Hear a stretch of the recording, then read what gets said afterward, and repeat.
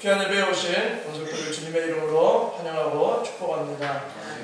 제가 기도하던 중에 우리 청년들, 우리 혜선자매랑 차장형제한테 해당되겠는데요.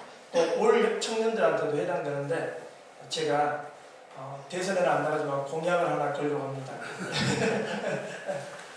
청년들이 결혼하기 6개월 전에 저한테 이야기를 하면 제가 두란노, 서울에 두란노라는 서원이 있습니다. 그 책 파는 건데 거기에서 결혼 예비학교를 해요.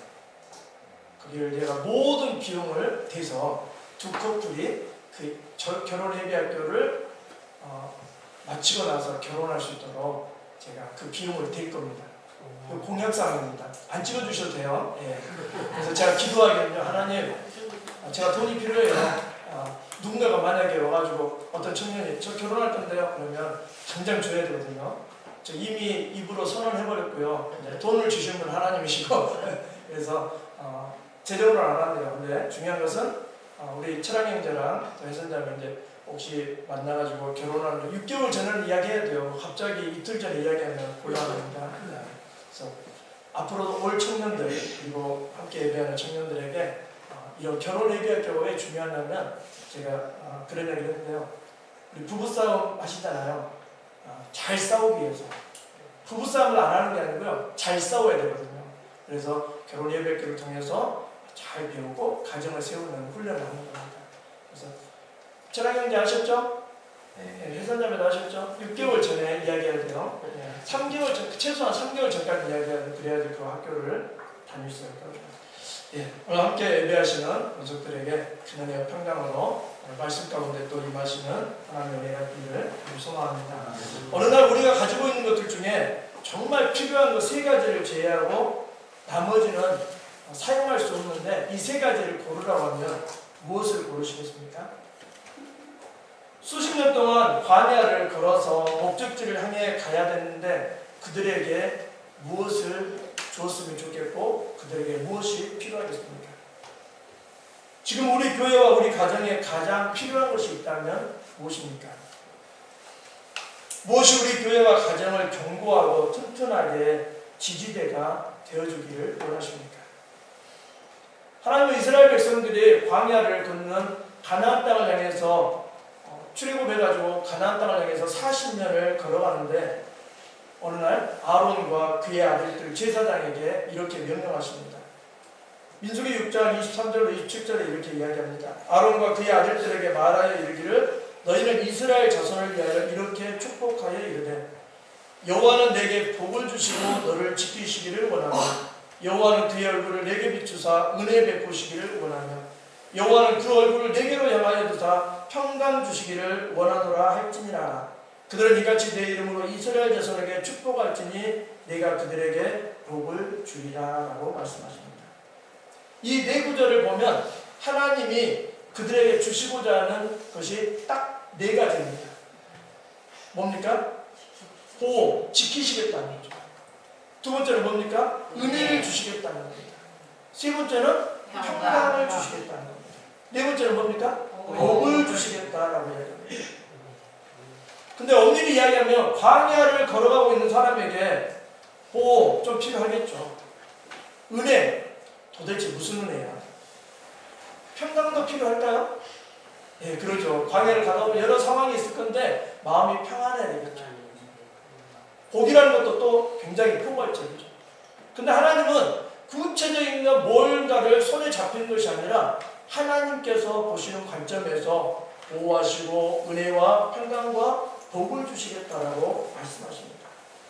제사장들은 그들이 모일 때마다 하나님께서 명령하신 대로 그들을 축복하셨습니다. 어떻게 보면 광야에서 필요하지 않는 것처럼 보이고 추상적인 단어인 것처럼 보입니다. 그런데 하나님은 삶 속에서 이 4가지를 굉장히 친밀하게 세밀하게 역사하신 것을 볼 수 있습니다. 오늘 결론을 이야기합니다. 우리 교회와 가정이 필요한 것은 은혜와 평강과 사랑입니다.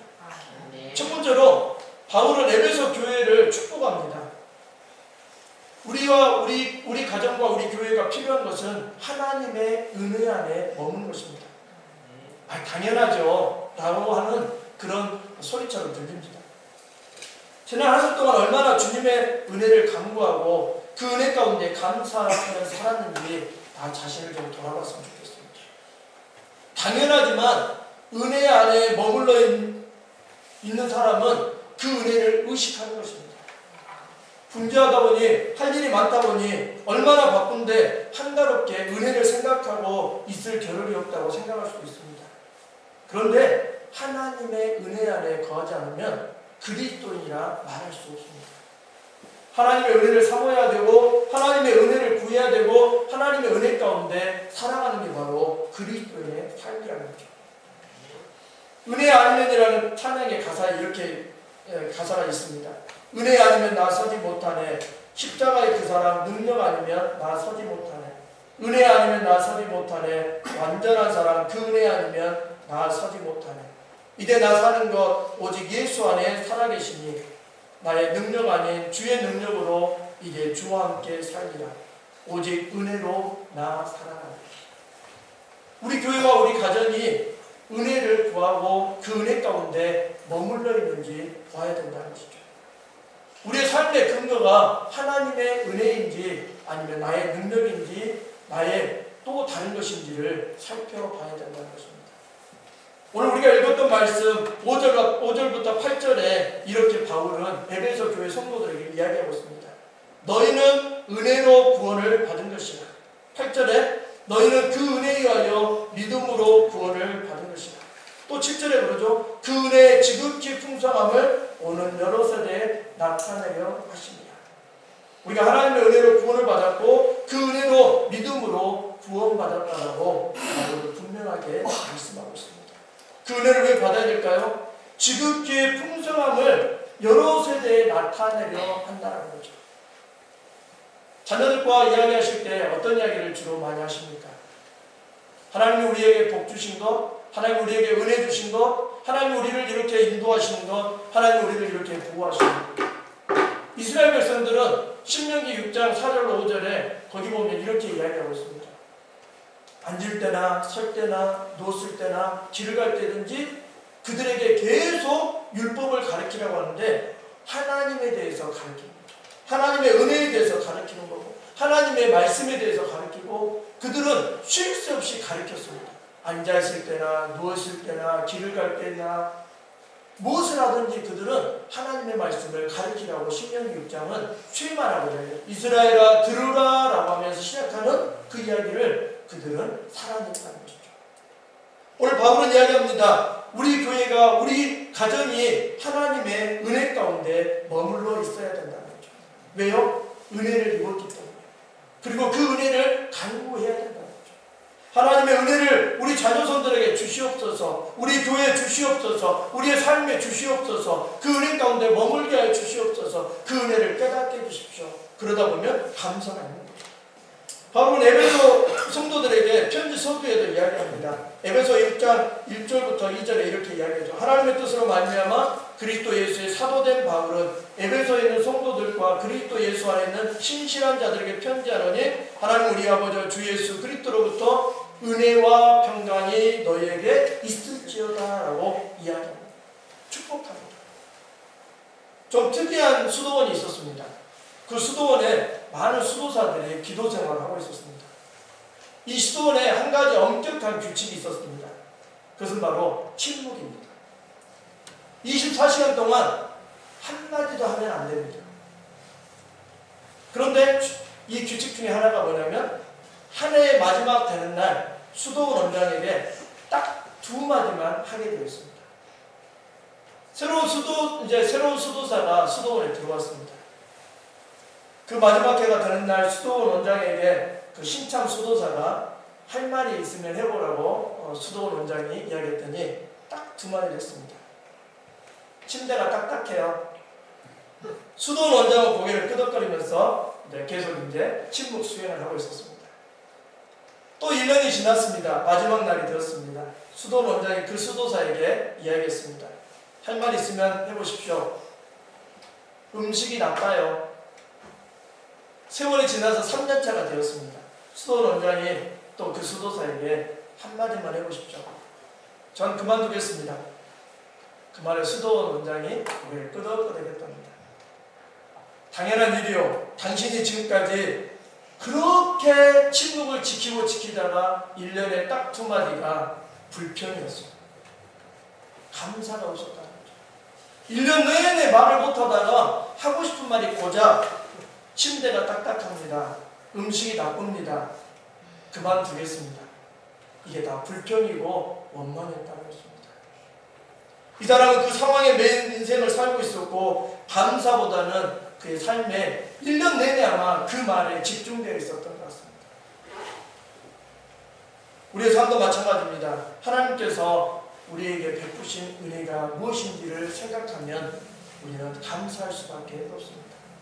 우리 교회, 우리 가정에, 우리 삶에 베풀어 주신 은혜를 의식한다면 우리는 감사할 수밖에 없는 것입니다. 은혜 안에 거하는 사람만이 감사할 수 있고 은혜를 은혜로 깨닫는 사람만이 감사할 수 있습니다. 오늘 그래서 바울은 에베소서 6장을 마무리하면서 6장 24절에 이렇게 이야기합니다. 우리 주 예수 그리스도를 변함없이 사랑하는 모든 자에게 은혜가 있을지어다 라고 말합니다. 우리 교회와 우리의 가정이 하나님의 은혜 가운데 거하고 그 은혜를 깨닫고 감사하는 우리의 삶이 되기를 간절히 소망합니다. 오늘 두 번째로 우리 가정과 우리 교회는 하나님이 주시는 평안 가운데 있어야 합니다. 우리 교회 이름이 뭡니까? 새평강교회죠. 혹시 우리 교회는 이름값 하고 있는가요? 대답을 안 하신 겁니까? 우리 교회가 새평강교회인데 저는 기도하기를 혹시 보셨는지 모르겠습니다. 입구에 요한복음 14장 27절 말씀을 제가 기록해놨거든요. 평안을 너희에게 끼치노니 곧 나의 평안을 너희에게 주노라. 내가 너희에게 주는 것은 세상이 주는 것과 같지 아니하니라. 너희는 마음에 근심하지도 말고 두려워하지도 말라. 저는 수요 기도에 따라 새벽 기도에 따라 제가 수시로 이 자리에서 무릎 꿇고 기도할 때마다 하나님, 우리 교회에 오시는 분들, 예배하러 오는 모든 성도들에게 평강이 있었으면 좋겠습니다. 어떤 일로 우리 교회에 발걸음을 하든지 우리 교회 이름처럼 평강이 있었으면 좋겠습니다. 우리 교회도 이름값 했으면 좋겠습니다. 그런 마음으로 늘 기도하면서 이제 가시면서 한번 봐보세요. 안내판에 요한복음 14장 27절 말씀이 기록되어 있습니다. 이 들어오는 입구에 그것을 기록한 이유가 하나님이 우리에게 주신 이 평안을 모든 사람들이 누리고 성도들이 누리고 이 말씀대로 임하시는 하나님의 은혜를 우리가 경험하기를 원합니다. 하나님은, 예수님은 우리에게 이야기하십니다. 주님께서 평안을 끼친다라는 말이 선물로 준다라는 말입니다. 그 평안은 누구의 평안도 아니고 다른 평안도 아니고 주님이 누리셨던 그 평안을 그대로 주시겠다라고 요한복음 14장 27절에 이야기합니다.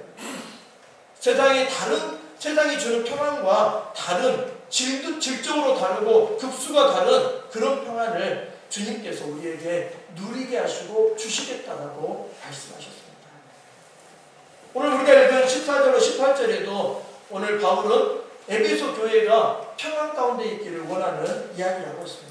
14절부터 18절 제가 읽어보겠습니다. 그는 우리의 화평이신지라 둘로 하나를 만드사 원수된 것 곧 중간에 막힌 담을 자기 육체로 하시고 법조문으로 된 계명의 율법을 폐하셨으니 이는 이 둘로 자기 안에서 한 사람을 지어 화평하게 하시고 또 십자가로 이 둘을 한 몸으로 하나님과 화목하게 하려 하십니다.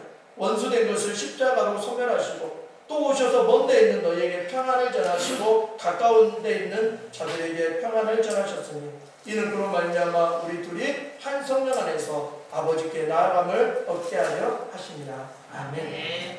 여기 한글 성경에서는 화평, 화목, 평안 이렇게 하는데 영어로는 peace 똑같은 단어입니다. 초대교회 성도들은 바닥에 물고기 그림을 그리면서 상대가 정말 하나님을 섬기는 사람인지 믿음을 가지고 있는 사람인지 확인을 했습니다. 우리 물고기 모양 아시죠? 예수 그리스도는 하나님의 아들이십니다라는 물고기 모양을 보셨을 것입니다. 그러면서 그들은 물고기 모양을 그리면서 이렇게 이야기합니다. 내일 주님께서 오십니다. 비록 우리가 박해를 받고 있지만 우리가 믿음과 확신 가운데서 신앙을 지켜야 됩니다. 그러면서 예수님 믿는 사람끼리는 서로 암호로 물고기 모양을 그렸습니다. 근데 어떤 목사님이 안식년에 아프리카 잠비아와 남아공을 방문했다고 합니다. 그러니까 지금도 중동뿐만 아니라 아프리카 여러 지역에서 예수님을 믿는 것은 그렇게 쉬운 일이 아닙니다. 고난을 택하는 길입니다. 왜냐하면 매를 맞거나 부족에게서 쫓겨나거나 또 심지어는 처형을 당하기를 감수해야지만 예수를 믿는 그런 나라와 부족들이 있다는 것입니다. 그저 부족 사이이기 때문에 종족으로부터 이탈은 고통과 죽음을 의미하는 것이죠. 그래서 그들은 남달리 회심하는데 많은 시간이 걸리고 어려움이 장애물이 있습니다.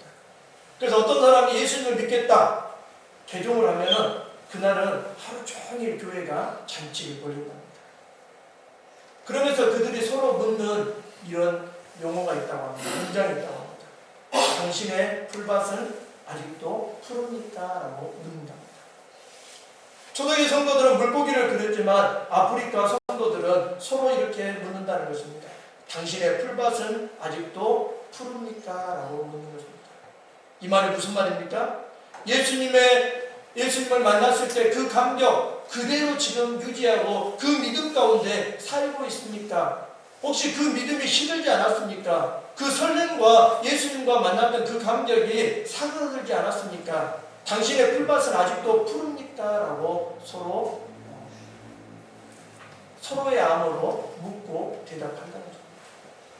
우리 성도님들의 풀밭은 아직도 푸르십니까? 대답 안 하시면 안 됩니다. 제가 지금 설교를 잘못하고 있는데 여러분 우리 성도님들의 풀밭은 푸르십니까? 아멘. 네, 아멘을 유도하는 이 목사 큰일입니다.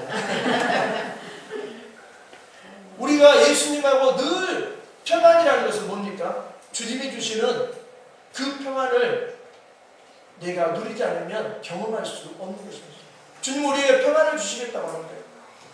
저는 요한복음 14장 27절 말씀을 읊조리면서 이렇게 기도합니다. 주님, 평안을 너희에게 끼치겠다고 하셨고 주님의 평안을 주시겠다고 하셨고 세상과 다른 평안을 주시겠다고 했는데 제가 누렸으면 좋겠습니다. 저희 교회가 누렸으면 좋겠습니다. 우리 가정이 누렸으면 좋겠습니다. 그 평안 가운데 살았으면 좋겠습니다. 라고 주님 앞에 기도합니다. 우리는 주님의 은혜가 필요합니다. 그리고 또 주님의 평안이 필요합니다. 그 시편 23편에 여호와께서 주님께서 그 5절에 이렇게 이야기하셨죠. 주께서 내 원수의 목전에서 내게 상을 차려주시고 기름을 내 머리에 부으셨으니 내 잔이 넘치나이다 라고 5절 말씀이 있거든요. 근데 거기에 보면 기름을 머리에 부으셨다는 거예요. 아니 양에게 머리에 기름을 부었다는 거예요. 제가 책을 읽다가 발견했습니다. 왜 양에게 기름을 부었을까? 그 양들에게 그 제일 힘든 게 뭐냐면 이렇게 봄철이나 가을철 되면 그리고 여름에 특별히 벌레들이 와가지고 코 속에 들어간답니다. 벌레들이 들어가서 그 코 속에 들어가서 알도 낳고 거기서 아예 사는 벌레들이 많이 있답니다. 그런데 아주 훌륭한 목자는 양에게 그 벌레들이 들어오기 전에 머리에다가 기름을 붓는답니다. 그러면 기름이 머리에서 쭉 올라가지고 우리는 코가 밑으로 향했지만 그 양들의 코로 이렇게 스며든다는 거죠. 그럼 벌레들이 그 기름 때문에 싫어서 그 양에게 들어가지 않는다는 거죠. 그런데 이 벌레가 하는 역할이 뭐냐면 거기에 살면서 코를 간질간질하면 양이 속된 말로 미쳐버립니다. 그래서 죽고 싶어가지고 막 머리를 막 이 벽에다 박거나 기둥에다 박거나 나무에다 박거나 그러면서 하루 종일 괴로워한다는 거죠. 그런데 이 목동이 암호죠. 거기다 기름을 발라주면 이 벌레가 들어오지 못하고 이 양에게 평안이 있다는 거죠. 다윗은 목동이어서 이 장면을 발견한 것입니다. 주께서 내 원수의 목전에서 내게 상을 차려주시고 기름을 내 머리에 부으셨으니 내가 평안하다는 것입니다. 양을 괴롭히는 벌레로부터 하나님이 평안을 주셨다는 것을 시편 23편 5절에 다윗은 경험했다는 것입니다. 우리 교회와 우리 가정이 그 평안을 누리기를 간절히 소망합니다. 세 번째로 우리 교회와 우리 가정은 그리스도의 사랑 안에 머물러 있어야 됩니다. 에베소 교회가 어떤 교회인지 아십니까? 그 교회는 믿음과 사랑이 있었다라고 말씀하고 있습니다. 우리가 읽었던 지난주에 읽었던 에베소서 1장 15절로 16절에 이렇게 이야기합니다. 이로 말미암아 주 예수 안에서 너희 믿음과 모든 성도를 향한 사랑을 나도 듣고 내가 기도할 때 기억하며 너희로 말미암아 감사하기를 그치지 아니하였다라고 이야기합니다. 에베소 교회가 믿음과 사랑이 있는 교회라고 바울은 표현하고 있습니다. 그런데 요한계시록을 보면 상황이 달라집니다. 주님은 요한 사도를 통해서 에베소 교회가 어떤 교회인지 말씀하고 있습니다. 요한계시록 2장 4절에 이렇게 기록하고 있습니다. 그러나 너를 책망할 것이 있나니 너의 처음 사랑을 버렸느니라 라고 말씀하고 있습니다. 그러니까 에베소 교회는 처음에는 믿음과 사랑이 있는 교회였습니다. 그래서 그것을 바울이 듣고 너무나 감사하고 기억했다라고 이야기합니다. 그런데 그 사랑이 어떻게 됐습니까? 식어버렸다는 것이죠. 요한계시록 2장 4절에 요한 사도가 그렇습니다. 그러나 7개 소아시아 7교회를 이야기하면서 에베소 교회를 향해서 이렇게 책망하는 거죠. 너를 책망할 것이 있나니 너의 처음 사랑을 버렸느니라 라고 이야기합니다. 그런데 오늘 에베소 우리가 읽었던 4절 5절에 이렇게 이야기합니다. 긍휼이 풍성하신 하나님이 우리를 사랑하신 그 큰 사랑을 인하여 허물로 죽은 우리를 그리스도와 함께 살리셨고라고 이야기합니다. 요한사도는 그들에게 처음 사랑이 버렸다는 것을 주님의 경고를 했습니다. 그런데 오늘 바울은 이야기합니다. 우리를 사랑하신 그 큰 사랑으로 인해서 다시 에베소 교회가 서기를 원하는 마음이 있었다는 것입니다. 오늘 어버이줄인데 부모님께 효를 행하는 것은 어떻게 해야 될까요? 제가 읽고 있는 책 중에 한 글자라는 책이 있습니다. 거기에 이런 글이 있어서 한번 인용해 봤습니다. 수천 년 전에도 효도하는 법은 하나뿐이었다. 수만 년 후에도 효도하는 법은 하나뿐일 것이다. 살아 계실 때 해야 된다. 질리지 않습니까? 살아 계실 때 해야 된다. 그럼 우리의 주님이 우리에게 사랑을 주시는데 그 사랑을 잊고 있습니다. 늘 우리는 주님께 사랑해주세요, 사랑해주세요, 사랑해주세요라고 합니다. 그런데 이제는 성장했다면 우리도 주님을 사랑한다고 표현해야 됩니다. 다윗은 시편 18편 1절 2절에 이렇게 이야기합니다. 나의 힘이 되신 여호와여 내가 주를 사랑하나이다. 주는 나의 반석이시오 나의 요새시오 나를 건지시는 이시오 나의 하나님이시오 내가 그 안에 피할 바이시오 나의 방패시오 나의 구원의 뿌리시오 나의 산성이시오. 다윗은 나의 힘이 되신 여호와여 내가 주를 사랑합니다. 저는 하나님께 주신 선물로 주신 제 아이들에게 이렇게 늘 이야기합니다. 늘 믿음으로 하나님을 잘 섬기고 주일 예배는 반드시 잘 드리라가 아니라 성공해야 된다. 용돈을 받을 때나 아르바이트 할 때 수입이 적든지 많든지 11조로 드리지 말고 온전한 11조를 드리라고 해요. 빼먹지 말라는 거죠. 함께 있지 않을 때는 제가 카톡에다가 매주 토요일이나 주일 이른 아침에 카톡에 이렇게 보냅니다. 오늘 예배에 성공해라. 그리고 주일 저녁쯤에 아이들에게 묻습니다. 카톡으로나 전화로 오늘 예배는 잘 드렸니라고 묻습니다. 20대 된 아이들에게 제가 무엇을 가르치겠습니까? 머리가 커서 배우려고 하지 않습니다. 그런데 저는 분명하게 가르쳐야 될 2가지를 이야기합니다. 하나님 잘 섬기고 예배하고 온전한 11조를 드림으로써 하나님이 베푸시는 은혜와 복을 그들이 받아 누렸으면 좋겠다는 마음이 있습니다. 저는 아이들에게 공부해라 뭐해라 이거보다 제가 이제 앞으로 아이들에게 해줄 수 있는 게 없기 때문에 하나님으로부터 공급받으라는 것입니다. 혹시 부모로서 자녀를 돌아가실 때까지 책임지시겠습니까? 그러면 이제 독립시켜야 됩니다. 하나님 잘 섬기고 하나님이 너에게 복 내리시는 것을 네가 경험했으면 좋겠다. 11조 잘 드려서 하나님이 말라기 3장 10절에 이야기하신 것처럼 나를 시험해보라. 내가 하늘의 문을 열고 붙지 아니하나 시험해보라고 하시는 그 시험을 네가 직접 경험해보라고 자녀들에게 이야기해야 됩니다. 저는 우리 아이들에게 끝까지 책임질 자신이 없습니다. 그래서 이미 하나님께 넘겨드렸습니다. 그리고 너희들이 하나님께 예배 잘 드려서 그 복을 받아 누려라. 11조 잘 드려서 하나님이 너에게 물질이 끊이지 않도록 차고 넘치고 또 매일 먹고 입고 쓰는 모든 것들을 하나님이 책임지시도록 네가 직접 하나님께 받아내라고 이야기하고 있는 것입니다. 우리는 가끔 아이들을 다 책임질 것처럼 이야기합니다. 그런데 이제 어버이주의를 통해서 우리가 아이들에게 이야기해야 됩니다. 나는 더 이상 너를 책임질 수 없다. 너에게 무언가를 공급할 수 있는 힘도 없고 능력도 없다. 이제는 살아계신 하나님, 전능하신 하나님, 아버지 되신 하나님께 네가 받아 누려. 그 은혜도 받아 누리고 그 평안도 받아 누리고 하나님이 너를 사랑하시는 그 사랑을 받아 누리고 하나님 우리에게 영과 진리로 예배하라고 말씀하십니다. 그런데 우리 입장에서 보면 예배는 하나님을 사랑하는 표현입니다. 하나님을 사랑하기에 내가 어떻게 하나님을 사랑하는 표현을 할까? 그래서 하나님께 예배를 드리는 것입니다. 예배 가운데는 하나님을 사랑하는 모든 형식이 다 들어있습니다. 기도도 있고 찬양도 있고 하나님이 말씀하시고자 하는 말씀도 듣는 말씀의 시간이 있습니다.